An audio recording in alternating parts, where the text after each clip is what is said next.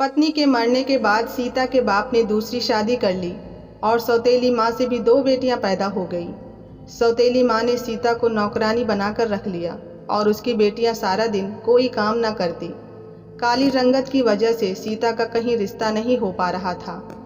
एक दिन सौतेली माँ ने अपनी बेटी की तस्वीर दिखाकर सीता को दुल्हन बनाकर विदा कर दिया और बेटियों के साथ जश्न मनाने लगी कि मनहूस से जान छूट गई। सीता दुल्हन बनी बेड पर डर से कांप रही थी कि अचानक दूल्हे ने घूंघट उठाया तो वो सारी रात अपनी माँ की तस्वीर को सीने से लगाए रोती रही थी। जब भी एक पल को उसकी आंख लगने को लगती तो एक बार फिर भयानक सपना उसकी नींद को आंखों से छीन लेता। वो हड़बड़ा कर उठ बैठती और एक बार फिर अपनी मरी हुई माँ की तस्वीर को सीने से लगा लेती। उसने घड़ी पर समय देखा तो रात के 3 बज रहे थे। बस कुछ ही देर बाद सुबह होने वाली थी और फिर उसके पापा दूसरे शहर अपनी नई पत्नी लाने के लिए जाने वाले थे। ये सोच सोच कर ही वो पिछले कई रातों से सो नहीं पाई थी। आज एक बार फिर वो अपनी माँ की तस्वीर को सीने से लगाए फूट फूट कर रोती रही। रो रो कर उसकी आंखें सूज चुकी थी मगर आंसू थे कि थमने का नाम ही नहीं ले रहे थे। उसने एक बार फिर अपनी माँ को देखा जो तस्वीर में खड़ी मुस्कुरा रही थी। वो अपनी माँ से कहने लगी कि माँ, तुम क्यों छोड़कर चली गई? एक बार भी ना सोचा कि मेरा क्या होगा? अब देखो ना, पापा दूसरी शादी करने वाले हैं। नई माँ आएंगी, ना जाने मेरे साथ कैसा सलूक करें। पापा तो वैसे भी मुझसे कम ही बोलते हैं। वो तो दूसरी शादी से बड़े ही खुश हैं। आज नए कपड़े भी लाए हैं जो पहनकर कल वो दूसरी शादी करने के लिए जाएंगे। मैंने पापा को कहा भी कि पापा दूसरी शादी ना करो, सौतेली माँ मुझ पर जुल्म करेगी, वो मुझे कभी भी नहीं अपनाएगी। मगर पापा ना माने, मुझे बहुत डर लग रहा है। सीता यूं ही अपनी माँ से बातें कर रही थी मगर उसकी माँ तो आज से 3-4 महीने पहले मर चुकी थी। वो कोई ज़्यादा उम्र की औरत नहीं थी लेकिन उनके गुर्दे खराब हो चुके थे।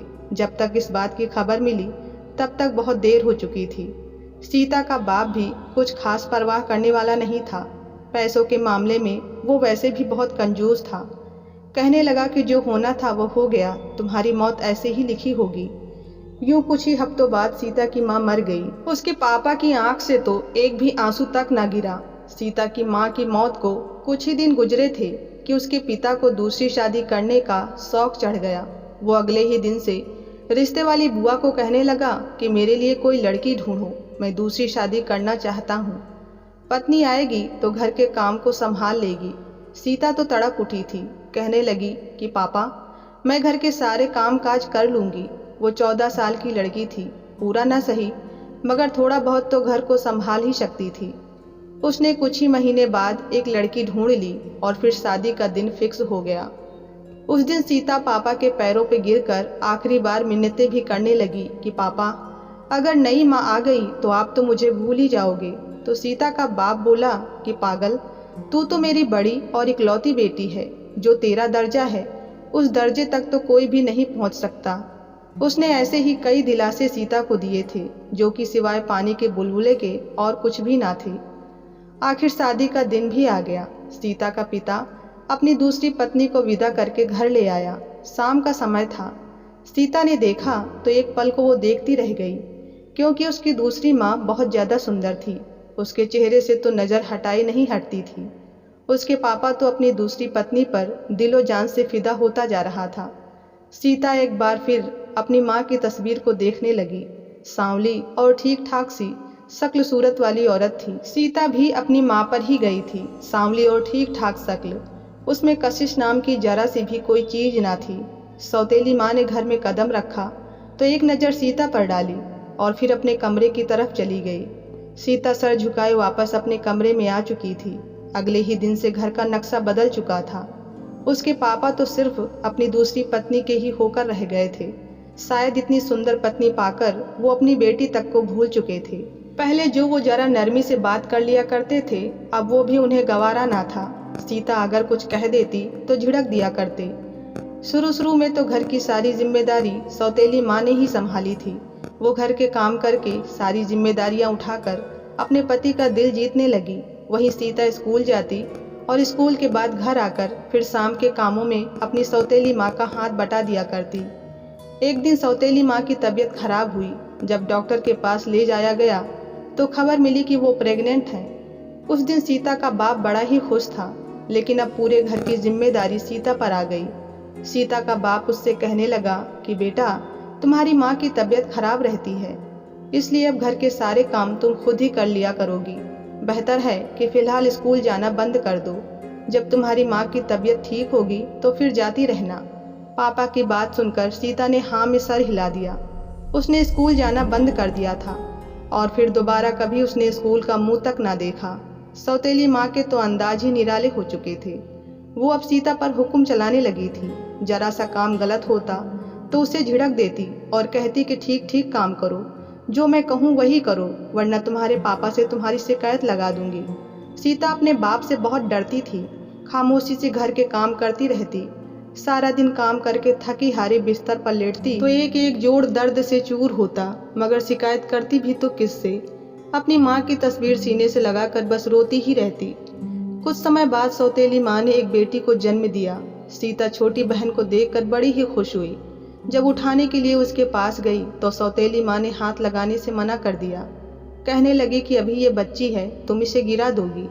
यूं अपनी बच्ची को हाथ तक लगाने न दिया। सौतेली माँ ने 2 बच्चियों को जन्म दिया था और दोनों ही उसके बाप की लाडली थी, जबकि सीता तो किसी खाते में ही ना आती थी। एक दिन सौतेली माँ नहाने के लिए गई थी और छोटी बच्ची अपने कमरे में सो रही थी। सीता उस समय किचन में खाना बना रही थी। तभी अचानक उसे रोने की आवाज़ आई। उसकी सबसे छोटी बहन बहुत रो रही थी। सीता खाना वहीं छोड़कर भागकर कमरे में आई तो सामने सौतेली बड़ी बहन ने सबसे छोटी बहन को बिस्तर से गिरा दिया था और अब उसे उठाने की कोशिश कर रही थी। ये दृश्य सीता ने देखा तो दौड़कर अंदर आई और छोटी बहन को उठा लिया। फिर बड़ी बहन को डांटने लगी कि तुमने इसे क्यों गिराया, इसे चोट लग सकती थी। डांट खाकर वो रोने लगी। रोने की आवाज़ सुनकर बाथरूम से फौरन सौतेली माँ निकली और कहने लगी कि क्या हुआ, मेरे बच्चों को क्यों रुला रही हो?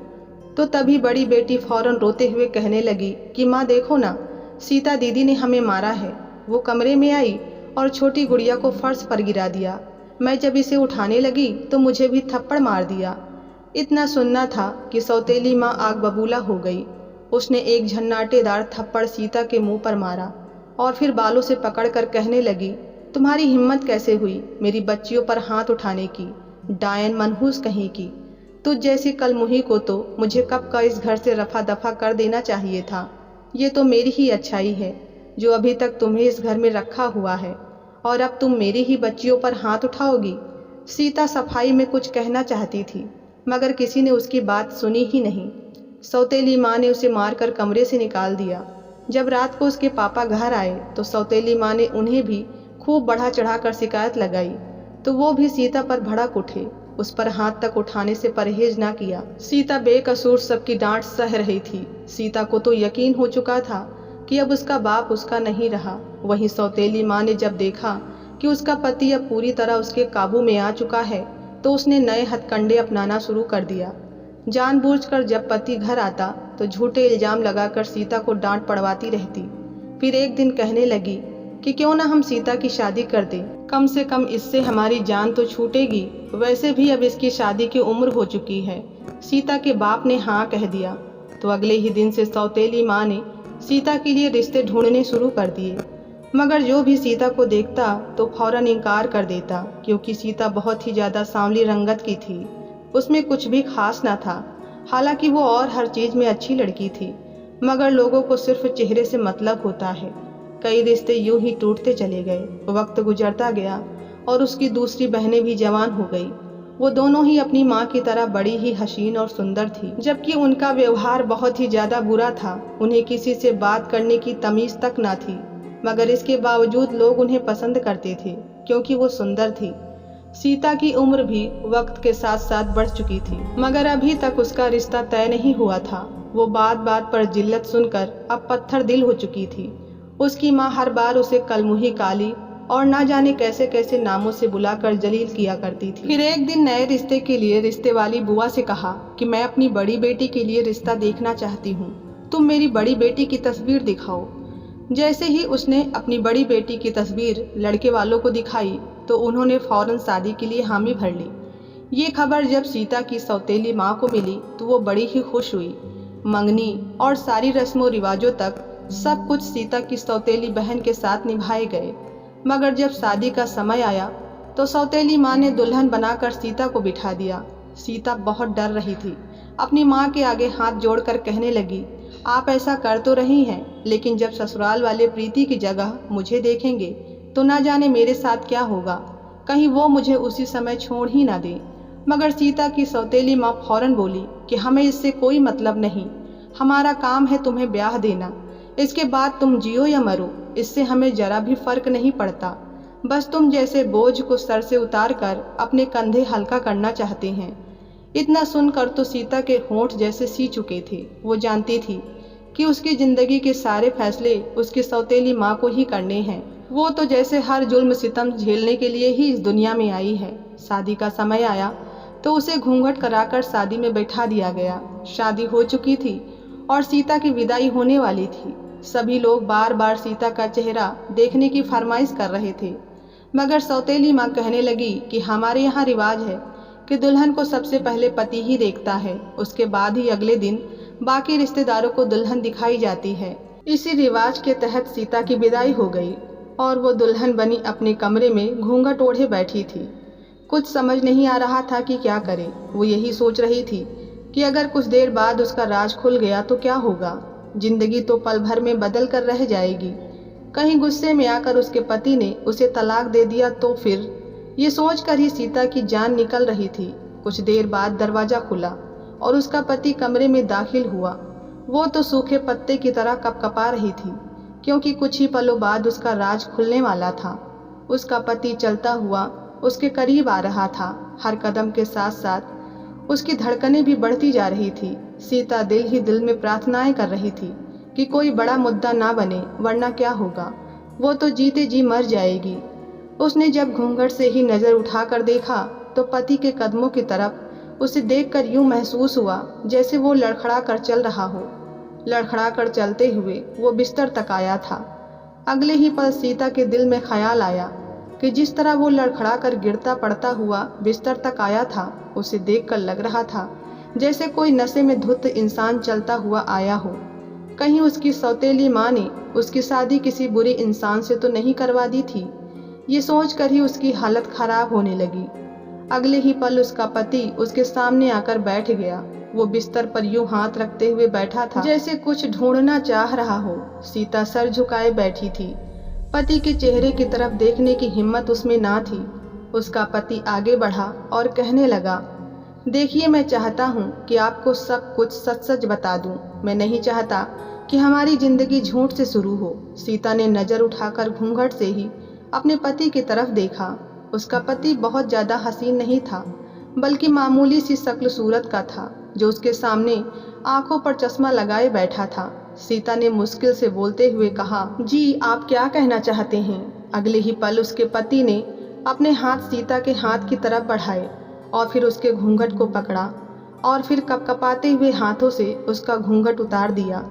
सीता आंखें बंद किए बैठी थी, मगर उसने जब देखा कि बहुत वक्त हो चुका है मगर अभी तक पति की तरफ से कोई जवाब ना आया तो उसका दिल डूबने लगा। शायद उसका पति इतनी बदसूरत लड़की देखकर हैरान हो चुका था। वो कुछ कहती कि इससे पहले ही उसका पति बोला कि आप यकीनन बहुत सुंदर होंगी।